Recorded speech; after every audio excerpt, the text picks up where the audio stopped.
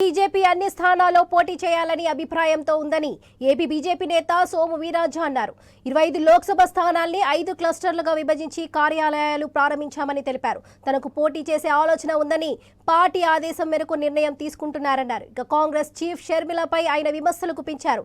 AP ప్రజల్ని ప్రధాని మోదీ పురుగుల మాదిరిగా చూస్తున్నారని షర్మిల అంటుంది. కానీ ఆమె పురుగుల పట్టిన కాంగ్రెస్ పార్టీకి అధ్యక్షురాలు అయిందని ఎద్దేవా చేశారు. ఇక రాష్ట్ర అభివృద్ధికి ప్రధానమంత్రి 5 లక్షల కోట్లు ఇచ్చారన్నారు. పోలవరం, రైల్వే, జాతీయ రహదారుల తదితర అభివృద్ధికి నిధులు ఇచ్చారని పేర్కొన్నారు. సమస్యకి పరిష్కారం దొరికే విధంగా పార్టీ తరఫున నేను ప్రయత్నం చేస్తానని అందరూ కూడా నేను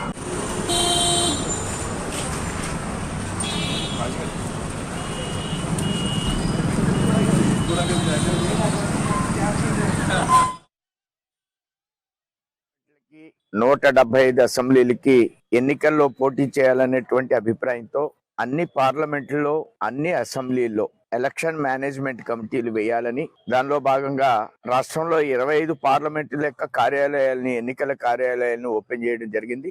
22వ తేదీన అనపర్తి అసెంబ్లీ ఎన్నికల కార్యాలయాన్ని కూడా ఓపెన్ చేస్తున్నారు.